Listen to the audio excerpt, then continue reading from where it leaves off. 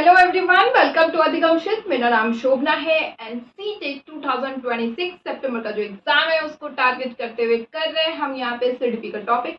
और अभी के टॉपिक में हम कर रहे हैं डिस्कस सीटेट का पीवाईक्यू सीरीज। ठीक है, सीटेट के पीवाईक्यू सीरीज में फिलहाल हम पेपर 2 के क्वेश्चंस को कर रहे हैं। पेपर 2 में आपका जो 2024 में क्वेश्चंस आए थे उसको हम फिलहाल यहाँ पे डिस्कस कर रहे हैं। अभी आज जो है, इससे पहले मैंने आप लोगों से 1 to 10 क्वेश्चंस एक फर्स्ट वीडियो में डिस्कस कर लिया था, सेम टॉपिक सिमिलर टॉपिक का। फिर 10 to 20 क्वेश्चंस हमने डिस्कस कर लिया। राइट नाउ हम 20 to 30 क्वेश्चंस डिस्कस करने वाले हैं और ये टॉपिक हमारा दिसंबर 2024 का पेपर 2 का डिस्कशन हमारा आज एंड हो जाएगा। पेपर 1 का दिसंबर 2024 का सेम क्वेश्चन हमने ऑलरेडी डिस्कस कर लिया है और प्लेलिस्ट बनी हुई है। अगर आप लोगों ने इस वीडियो को नहीं देखा है तो देख लीजिए, क्योंकि आपका चाहे आप पेपर 1 की तैयारी कर रहे हैं चाहे आप पेपर 2 की तैयारी कर रहे हैं, ये वीडियोस इक्वली बेनिफिशियल है क्योंकि आपका सिलेबस सीटेट सीडीपी का बिल्कुल ही सेम है बोथ पेपर्स के लिए। चलिए स्टार्ट करते हैं और आज दिसंबर 2024 के पेपर को टाटा बाय बाय करते हैं। चलिए, फर्स्ट क्वेश्चन जो है वो हमसे कह रहा है 21 नंबर क्वेश्चन हमसे कह रहा है, which of the following statement about Lawrence Kohlberg theory is correct. Lawrence Kohlberg के सिद्धांत के बारे में इनमें से कौन सा कथन सही है। लर्नर्स, जब भी आप एग्जाम्स में क्वेश्चंस पढ़ते हैं देखते हैं तो आपको ये देखना भी बहुत इंपॉर्टेंट है कि कहाँ पे कथन सही की बात की जाती है, कहाँ पे कथन सही नहीं की बात की जाती है। कई बार हम इन चीजों में भी कंफ्यूज होते हैं, तो क्वेश्चंस को जरूर, इस तरह के जो क्वेश्चंस होते हैं उनको एटलीस्ट एक बार ढंग से देखें। चलिए देखते हैं। इससे पहले कोहलबर्ग का मॉडल डेवलपमेंट आपको पता है कि कोहलबर्ग ने मॉडल डेवलपमेंट थ्योरी दी थी। ठीक है, नैतिक विकास का सिद्धांत दिया था। इस नैतिक विकास के सिद्धांत को उन्होंने कहा था कि बच्चे जो होते हैं उनके अंदर नैतिकता डेवलप्ड जब से होती है वो स्टेजेस में डेवलप्ड होती है। यानी कि उन्होंने इसको जो है टोटल अगर आप कहें तो 3 लेवल्स थे उनके और हर एक लेवल में उन्होंने स्टेजेस में बांट दिया। ठीक है, यहाँ पे 2 स्टेजेस दिए, इस स्टेज में 2 और इसमें 2। और आपने इसको बहुत अच्छे से पढ़ा हुआ है कि पहला जो है बच्चा पनिशमेंट से बचने के लिए काम करता है, दूसरे स्टेज में बच्चा जो है वहां पे काम कर रहा है क्योंकि उसको दूसरों से कोई फायदा मिल रहा है, यानी टिट फॉर टैट। यहाँ पे अवॉइडेंस एंड पनिशमेंट की बात हुई, इतना डिटेल में हम जाएंगे नहीं यहाँ पे स्टेज 1 में। फिर स्टेज 2 में आपने पढ़ा कि यहाँ पे टिट फॉर टैट कर रहा है। फिर यहाँ पे आपने देखा कि स्टेज 3 में मोरालिटी, अच्छा लेवल 1 में जो है बच्चों की मोरालिटी बिल्कुल शून्य होती है, इसको अभी समझ नहीं आ रहा है, इसके अंदर नैतिकता जो है बिल्कुल खत्म है, कम है, शून्य है। तो धीरे धीरे ये नैतिकता इनकी डेवलप्ड हो रही है। यहाँ पे स्टेज 3 में अगर हम देखेंगे तो स्टेज 3 में आप देखेंगे कि यहाँ पे नैतिकता बच्चों में डेवलप्ड हो रही है और इस स्टेज में बच्चा जो है काम इसलिए कर रहा है क्योंकि लोगों के नजर में उसको गुड बॉय या फिर गुड गर्ल कह सकते हैं या फिर बैड, गुड और बैड वाला बेसिकली जो कॉन्सेप्ट होता है यहाँ पे कि बच्चा यहाँ पे काम इसलिए कर रहा है क्योंकि सोसाइटी, लोग, समाज, परिवार या तो अच्छा काम करेगा तो बच्चे को गुड बॉय के नाम से जाना जाएगा या फिर बुरा काम करेगा तो गुड गर्ल के, बैड गर्ल या बैड बॉय के नाम से जाना जाएगा। फिर स्टेज 4 में आपने देखा है यहाँ पे उनके लिए रूल्स वाली बात हो जाती है। फिर लेवल 3 में नैतिकता ज्यादा डेवलप्ड हो जाती है और यहाँ पे आपने देखा कि बच्चे जो है ये समझ जाते हैं कि रूल्स जो है वो समाज के हित में बना हुआ है और अगर जरूरत पड़ी तो हम उसको चेंज कर सकते हैं। और सबसे ज्यादा जो है आपका सबसे हाईएस्ट नैतिकता का जो लेवल है वो आपका स्टेज 6 लेवल 3 में पाया जाता है, जिसमें आप देखते हैं यूनिवर्सल एथिक्स प्रिंसिपल्स वाले, जहाँ पे यहाँ पे लोग देश को और अपने आप को नीचे रखते हैं, अगर कुछ अच्छा करना है तो यहाँ पे जान की भी बाजी देते हैं, इस तरह की चीजें। खैर, इसके वीडियोस मैंने आप लोगों से डिस्कस कर लिए। यहाँ पे जो है क्वेश्चन कह रहा है कि इनमें से कौन सा चीज जो है नैतिकता के बारे में, कोहलबर्ग के मॉडल डेवलपमेंट के बारे में सही है। ये भी बात जानिए कि इन्होंने जो है ये चीजें जो है ये सैंपल के तौर पे इन्होंने दिया था, सैंपल कलेक्ट किया था और सैंपल जो है वो कलेक्ट किस पे किया था, सिर्फ और सिर्फ मेल को अपने सैंपल के तौर पे रखा था। और इन मेल्स बच्चों को जो लिया था उन्होंने उनके सामने एक डायलेमा यानी कि दुविधा दी थी, ठीक है, दुविधा उनके सामने रखा था। और उस दुविधा के बिहाफ पे यहाँ पे हाइंस नाम का जो डायलेमा है जो कि बहुत ही ज्यादा फेमस है। तो हाइंस दुविधा इनके सामने दिया था, जिसमें उन्होंने इनको एग्जाम्पल दिया था कि हाइंस नाम का एक व्यक्ति है जिसकी बीवी बहुत बीमार है। अब वो डॉक्टर के पास जा रहा है, डॉक्टर उससे कह रहा है कि अगर आपने ये मेडिसिन नहीं लेके आए अपनी बीवी के लिए तो ये आपकी बीवी जो है वो उनकी डेथ हो सकती है।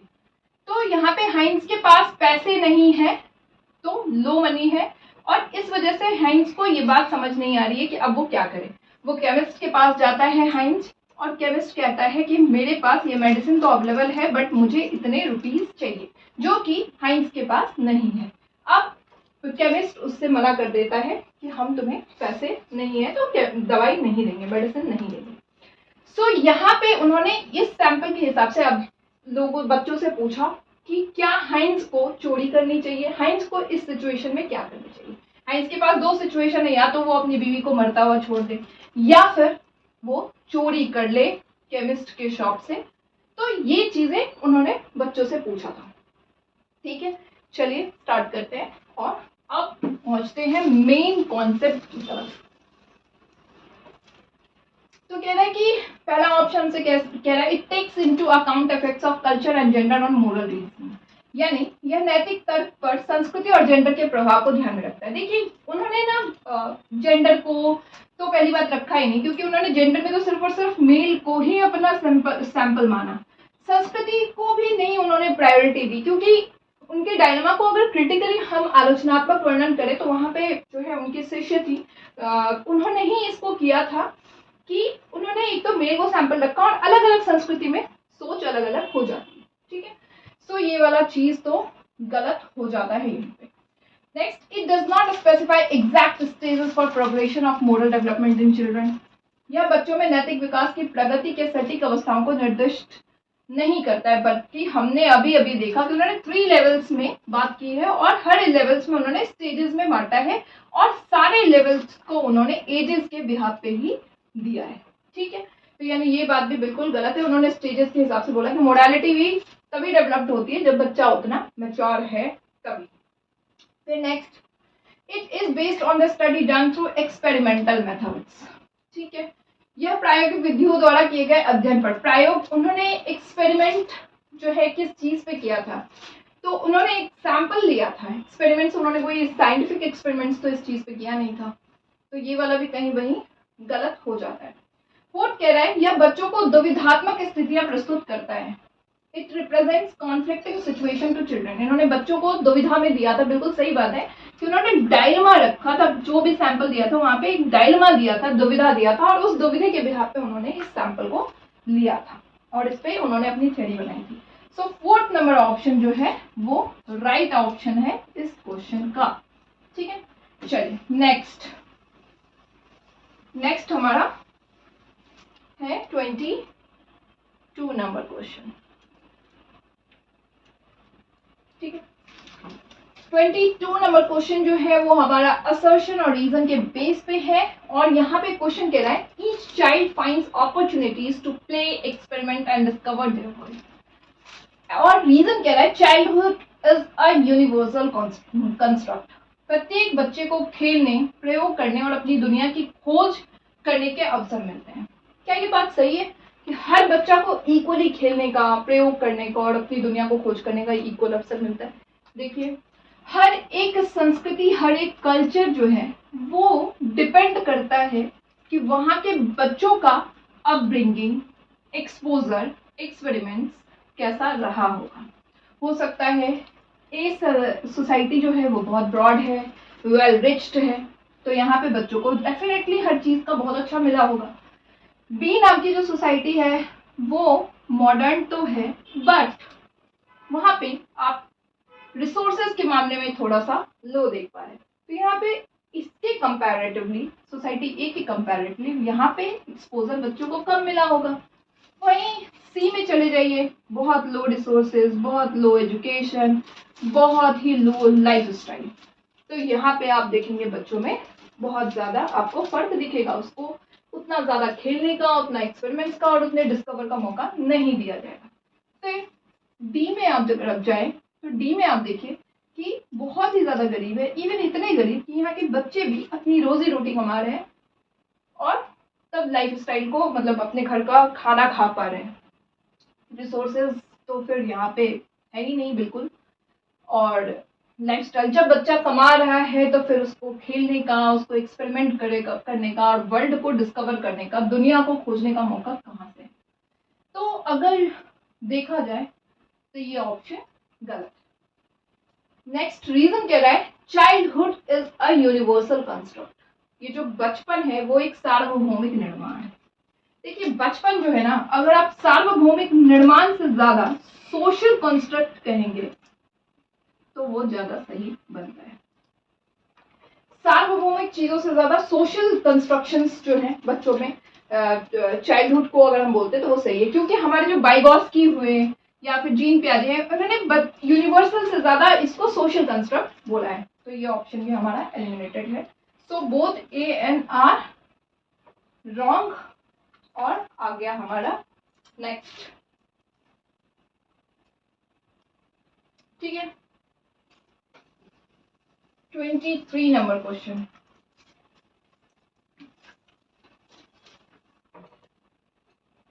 सो 23 नंबर क्वेश्चन हमसे कह रहा है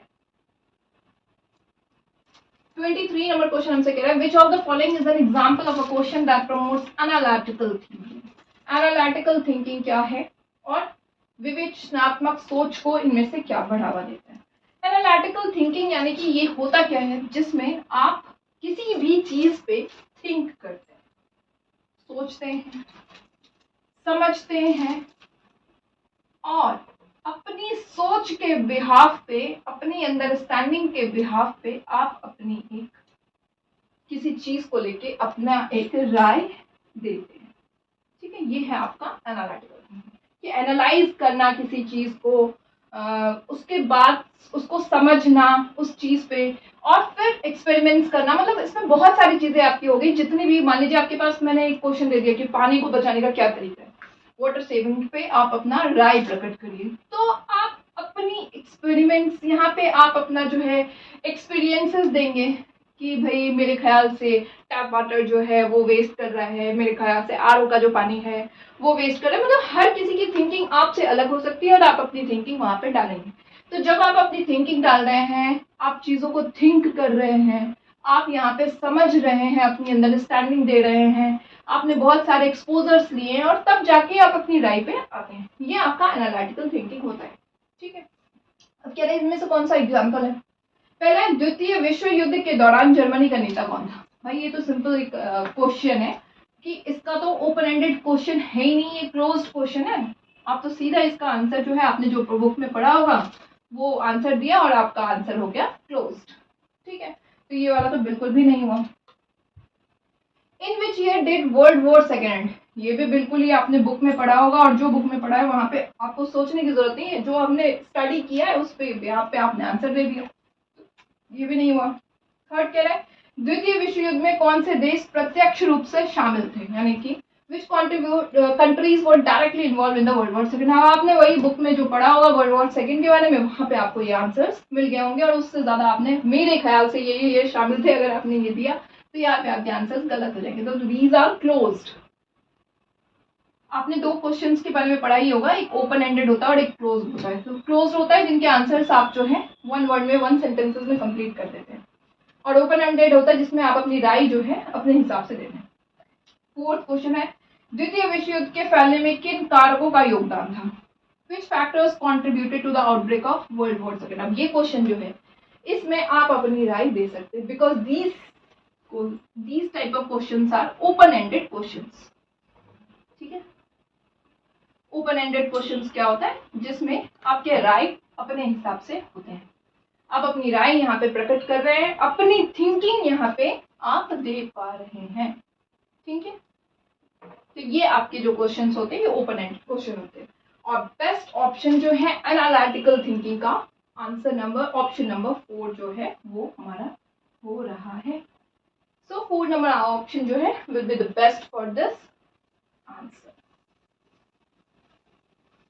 नेक्स्ट,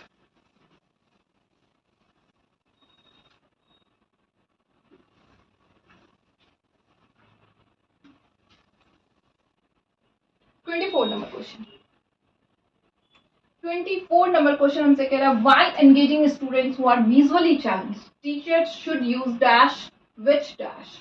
यानी उन बच्चों को जिन्हें दृष्टि बाधिता है और उन्हें शामिल करते समय शिक्षकों को डैश का उपयोग करना चाहिए और डैश। ठीक है, दृष्टि बाधिता यानी कि ये बच्चा जो है विजुअली इम्पेयर्ड है, विजुअली चैलेंज्ड है, इसको देखने में दिक्कत आ रही है, देखने की समस्या इसमें है। और जब देखने की समस्या है तो यानी कि आपने देखा होगा जो ऐसे होते हैं इनमें आप ब्रेल सिस्टम का यूज करते हैं। अब इसमें क्या होता है कि इसमें जो आप लेटर्स फॉन्ट्स वगैरह देते हैं वो कुछ इस तरह से होता है कि इसको जो है ऐसे बच्चे टच करके और फील करके चीजों को पढ़ पाते हैं। ठीक है, तो जब दृष्टि बाधिता आती है तो आप इस सिस्टम का यूज करते हैं, ब्रेल लिपि का यूज करते हैं, और ये जो सिस्टम कहलाता है ये कहलाता है आपका टैक्टाइल सिस्टम।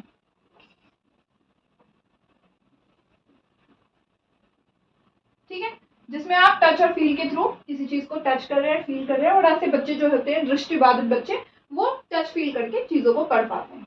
तो आप इस तरह के इंस्ट्रक्शंस का यूज करते हैं इन बच्चों के लिए। ठीक है, सिंपल है यहाँ पे। तो यानी ऑप्शन की तरफ मूव किया जाए। चलिए, ऑप्शन वैसे तो क्लियर हो गया, फिर भी frequently modulated transmission device are an auditory system क्यों देंगे आप, बिल्कुल भी नहीं देंगे। श्रवण तंत्र को हियरिंग इम्पेयरमेंट्स की जरूरत थोड़ी है। टेक्टाइल सिस्टम का आप यूज करेंगे, ऑडिटरी वहां पे खत्म ही हो गया। ठीक है, ब्रेल और एक स्पर्श प्रणाली टेक्टाइल सिस्टम जिसको हम कहते हैं, जिसमें आप किसी चीज को छू पा रहे हैं और आप इसको महसूस कर पा रहे हैं। ठीक है, नेक्स्ट 25 नंबर क्वेश्चन।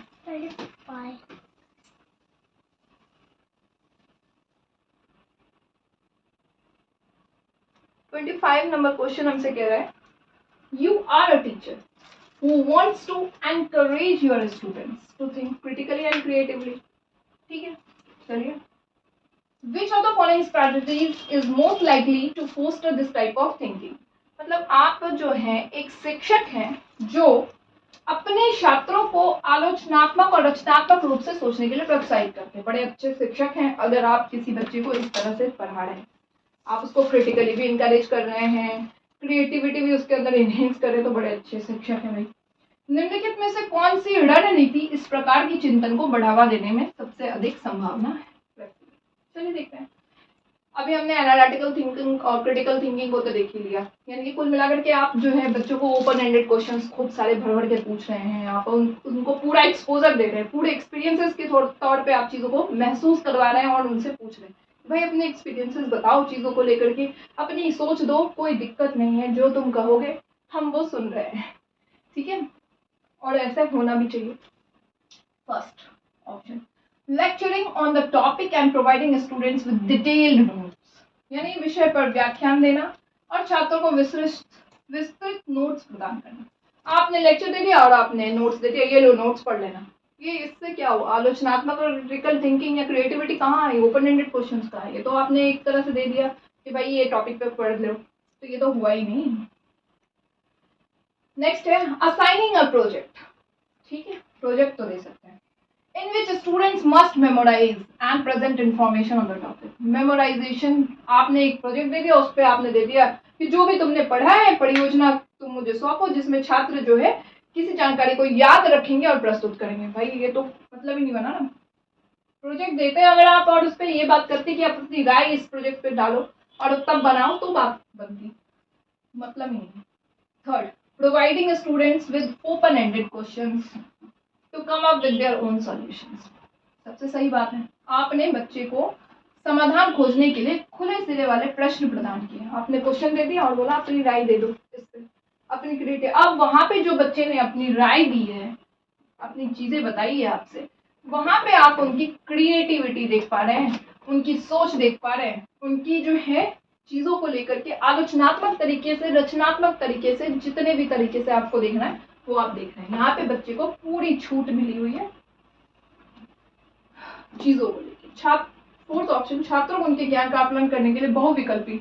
एमसीक्यूज तो आपका क्लोज एंडेड क्वेश्चंस हो गया, एक ही तरह से उसने जो पढ़ा वो उसने एमसीक्यूज में डाल दिया, तो वो तो मतलब ही नहीं बना मल्टीपल चॉइस क्वेश्चन का। फोर्थ नंबर सबसे बढ़िया है टीचर के लिए, कि टीचर को स्टूडेंट्स के अंदर अगर क्रिएटिविटी चेक करनी है, क्रिटिकल एनालिटिकल थिंकिंग को बढ़ावा देना है, तो ये आप कर सकते हैं। ठीक है। 26 नंबर क्वेश्चन, 26 नंबर क्वेश्चन हमसे कह रहा है, which of the following is an example of assessment for students learning. निम्नलिखित में से कौन विद्यार्थियों में सीखने के लिए आकलन का एक उदाहरण है। चलिए देखते हैं। A rubric given to the students at the beginning of project. आपने एक रूब्रिक्स दे दिया बच्चे को, एक परियोजना की शुरुआत में छात्रों को एक रूब्रिक दे दिया, रेखांकित करते हुए उन्हें एक निश्चित ग्रेड प्राप्त करने के लिए क्या करना चाहिए। तो आप बच्चों के जो है स्टूडेंट्स के लर्निंग के लिए आप जो है असेसमेंट का एग्जाम्पल ले रहे हैं। तो असेसमेंट देखिए, असेसमेंट क्या होता है, इवैल्यूएशन का एक पार्ट होता है जिसमें आप जो है बच्चे को तरह तरीके से चेक कर रहे हैं। यहाँ पे कभी आप यूनिट टेस्ट ले रहे हैं, कभी आप सरप्राइज टेस्ट ले रहे हैं, कभी आप एमसीक्यूज दे रहे हैं, कभी आप जो है बच्चे को क्या कर रहे हैं, ये एफए वगैरह जो आपके बच्चे को आता है एफए दे रहे हैं। तो इनमें फॉर्मेटिव असेसमेंट्स वगैरह, इनसे आप बच्चों की चीजों को समझ पा रहे हैं कि वो जो है इस सेशन के एंड तक कहाँ जा रहा है, और आप उसकी मदद कर रहे हैं। ठीक है। तो यहाँ पे आप बच्चे को जो है रूब्रिक्स के थ्रू उनको जो है ग्रेड अचीव करने के लिए कर रहे हैं, तो वो बहुत बेहतर ऑप्शन तो यहाँ पे हुआ नहीं। Final exam that cover all the material learn through out the term. आपने एक जो है अंतिम परीक्षा जिसमें पूरे सत्र में सीखी गई सामग्री शामिल कर रहे हैं, तो वो भी असेसमेंट का नहीं हुआ, वो तो आपने इवैल्यूएशन का पार्ट कर दिया कि आपने भाई सत्र की परीक्षा में जो भी मटेरियल है उसको लर्न कर लो, पढ़ लो।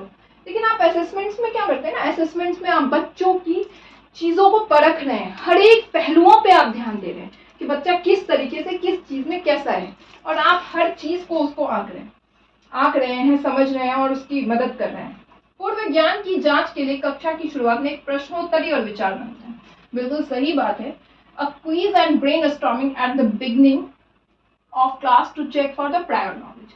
आपने सबसे पहले क्या किया, कोई चैप्टर स्टार्ट किया, लेट्स सपोज आपने सॉलिड से रिलेटेड चैप्टर स्टार्ट किया, तो आपने प्रीवियस ईयर के जो नॉलेज थे उस पर आपने क्या किया, कुछ क्वेश्चंस को वो कर दिया, क्विज रख दिया कि तुम्हें इसके बारे में क्या पता है, आप उस पर क्विज दे रहे हैं और आप बच्चों को ब्रेनस्टॉर्मिंग यानी मंथन, आत्ममंथन करने का समय दे रहे हैं। तो सबसे बढ़िया तरीका है, इससे आपको बच्चे का प्रायर नॉलेज भी पता चल रहा है और चीजें मजेदार तरीके से हो रही हैं।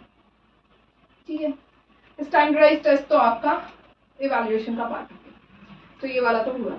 चलिए, यानी कि थर्ड ऑप्शन जो है वो इसका बेहतर बन रहा है। Let's move to the next 27 number question. 27 number question जो है असर्शन और रीजन के बेस पे। असर्शन हमसे कह रहा है, as compare to boys girls have an innate tendency to be affected more by social and cultural factors. यानी लड़कों की तुलना में लड़कियों में सामाजिक और सांस्कृतिक कारकों से अधिक प्रभावित होने की जन्मजात प्रवृत्ति होती है। किसने डिसाइड किया भाई कि लड़कों की तुलना में लड़कियों की सामाजिक और सांस्कृतिक कारकों से बहुत अधिक प्रभावित जन्मजात तरीके से होते हैं? ये तो कल्चर ने डिसाइड किया, कोई बायोलॉजिकल फैक्टर तो होता ही नहीं है। आप जिस परिवेश में रह रहे हैं आपने उसको बहुत एक्सपोजर लड़की को दे दिया, गर्ल्स को दे दिया, तो वो बहुत अच्छा सोशल और कल्चरल फैक्टर से जो है वो अफेक्टेड नहीं होंगी। आप उसको इस तरह से परिवेश बना दो, और आज के डेट में तो है भी, तो ये तो बिल्कुल ही गलत है। नेक्स्ट है, girls are genetically more sensitive and emotionally weaker than boys making more likely for them to conform the societal expectation. लड़कियां आनुवांशिक रूप से लड़कों की तुलना में अधिक संवेदनशील है और भावनात्मक रूप से कमजोर होती है, जिसके कारण उनके सामाजिक अपेक्षाओं के अनुरूप होने की संभावना अधिक हो जाती है। एक गर्ल को ले लीजिए, एक बॉयज को ले लीजिए, कई बार गर्ल्स बहुत ज्यादा जो है रफ एंड टफ होती हैं, और कोई बॉयज को भी मैंने रोते हुए देखा है, और गलत नहीं है ये चीज। ठीक है, अपने एक्सप्रेशंस को जो है आप जैसा फील कर रहे हैं, जैसा महसूस कर रहे हैं, करने में कोई दिक्कत नहीं है। बट क्वेश्चन के थ्रू अगर हम जाने तो ये सेंसिटिविटी और इमोशनैलिटी जो है ये जेंडर पे नहीं है, ये तो आपका इंडिविजुअल डिफरेंसेस है कि कई लोग बहुत ज़्यादा सेंसिटिव और इमोशनल होते हैं, कई कम होते हैं, तो इसका कोई लेना देना नहीं है जेंडर के साथ में। तो यहाँ तो दोनों ही ऑप्शन गलत हो गया, फिर क्या बात करनी है। फर्स्ट नंबर ऑप्शन आपका हो गया है, ठीक है। चलिए 28 नंबर क्वेश्चन।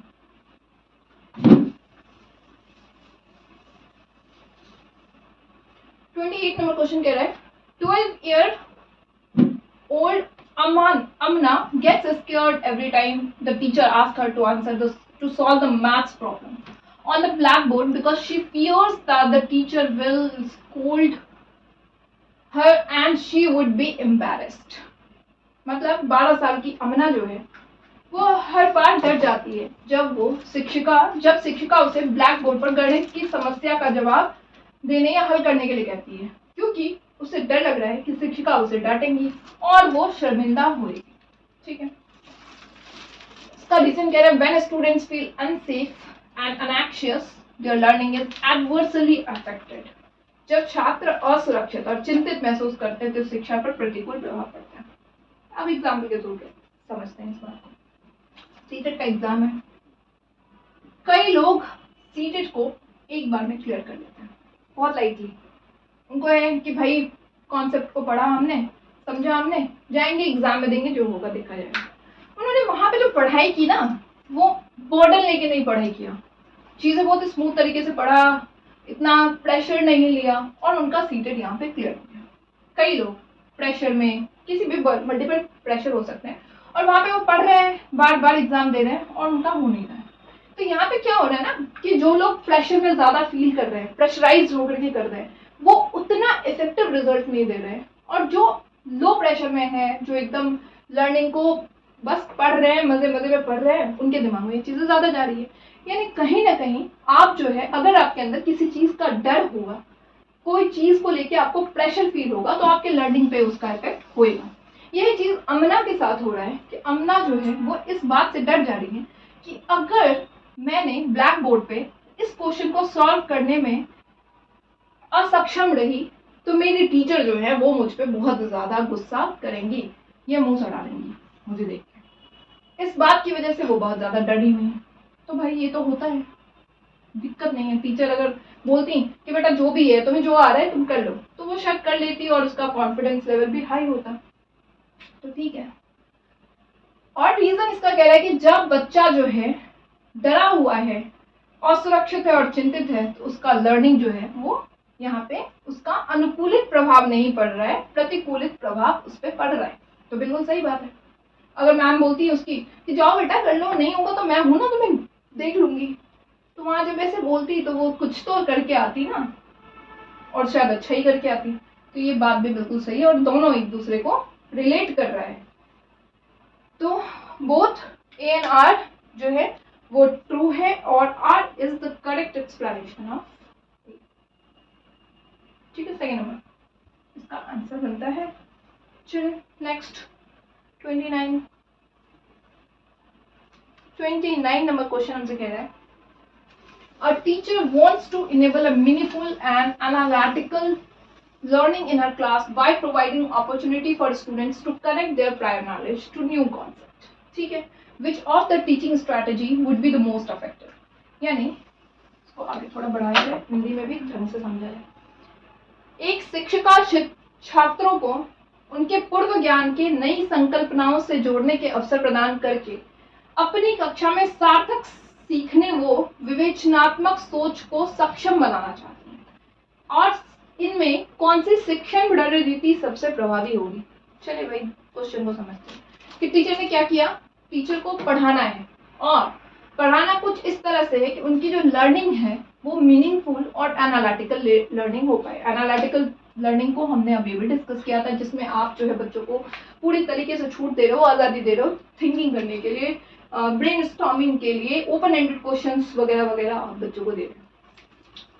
अब ये जो टीचर हैं ये क्या कर रही हैं, एनालिटिकल थिंकिंग और मीनिंगफुल लर्निंग को बढ़ावा देने के लिए वो बहुत सारी अपॉर्चुनिटीज प्रोवाइड कर रही हैं, ताकि स्टूडेंट्स जो है अपने प्रायर नॉलेज, पूर्व ज्ञान से नए ज्ञान को जो सीखने वाला है उससे कनेक्ट कर पाए।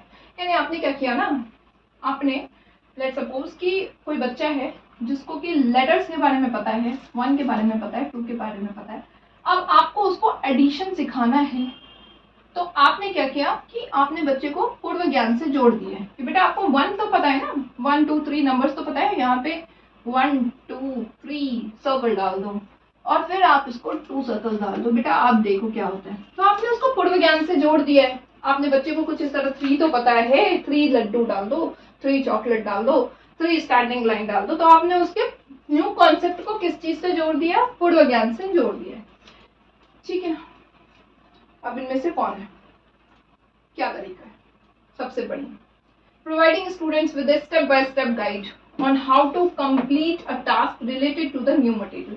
आपने स्टूडेंट्स को क्या किया, स्टेप बाय स्टेप गाइड दे दिया है, जिसमें कि बच्चा जो है टास्क को कंप्लीट कर रहा है, किस तरीके से छात्रों को नई सामग्री से संबंधित कार्य को पूरा करने के तरीके में चरण दर मार्गदर्शिका प्रदान करना। आपने क्या करा, एडिशन को इस तरह बता दे, बेटा 3 है, 2 है, इस तरह से आप इसको 1 2 3 फिंगर पे लो, 2 लो, इस तरह हो जाएगा। तो आपने स्टेप बाय स्टेप दे दिया, तो उससे तो एनालिटिकल थिंकिंग और मीनिंगफुल लर्निंग नहीं हो पाई, बच्चा जो है उस तरीके से पढ़ नहीं पाएगा। आपने तो बस आपने उसको समझा दिया कॉन्सेप्ट को, तो ये वाला बहुत इफेक्टिव तो नहीं हुआ।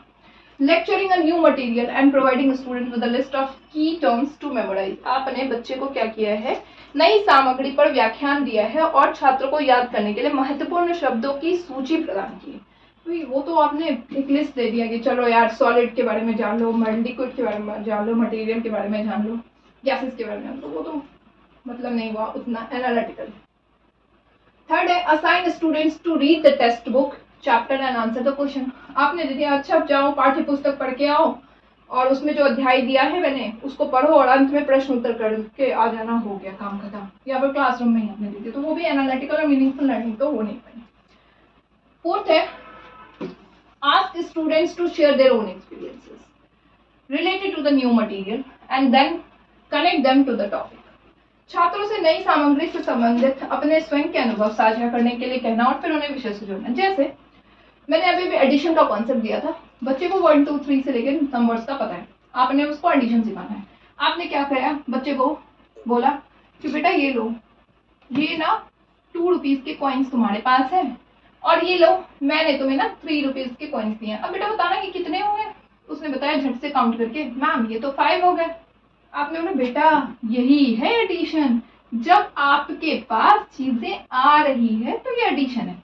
तो इस पूर्व ज्ञान से आपने उसको क्या किया, करा, एक तो रिलेट किया और उसमें उसने अपने अनुभव को साझा किया। उसके पास जो थे वो उसने आपसे बताया कि मैम अब तो मेरे पास 5 रुपए हो गए, 5 हो गए, ये तो 5 पॉइंट्स है। तो आपने उसको क्या किया, उस विषय से और उस टॉपिक से जोड़ दिया है। ये बेहतर तरीका है जिसमें बच्चा एक्सपीरियंसेस कर रहा है, बच्चा एनालिटिकली थिंकिंग कर रहा है और चीजों को रिलेट कर रहा है, अपना एक्सपीरियंस भी कर रहा है। सो बेहतर जो है वो 4th नंबर बन रहा है। ठीक है, चलिए लास्ट बट नॉट लीस्ट, क्योंकि PYQ 2024 का लास्ट हो सकता है, बट अभी बहुत सारे PYQs हम करेंगे अगर सब कुछ ठीक ठाक रहा तो। अब कहना है 30th number question, in an inclusive classroom the teacher.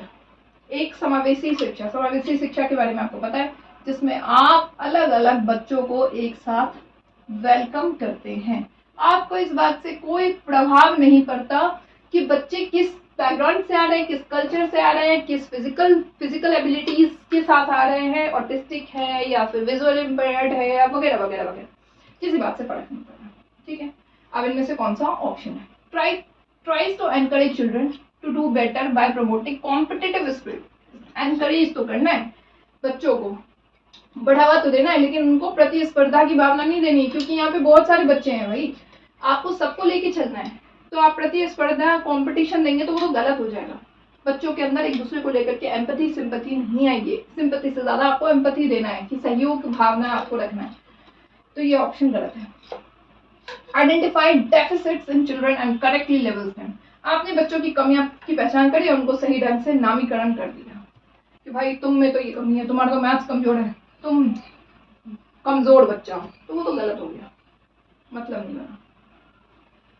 Segregate कर दिया आपने बच्चों को, अलग अलग कर दिया कि भाई जिनके मैथ्स कमजोर हैं वो मेरी क्लास से बाहर चलेंगे, उनको मैं अलग तरीके से पढ़ाऊंगी। ये तो गलत हो गया, बिल्कुल ही गलत है।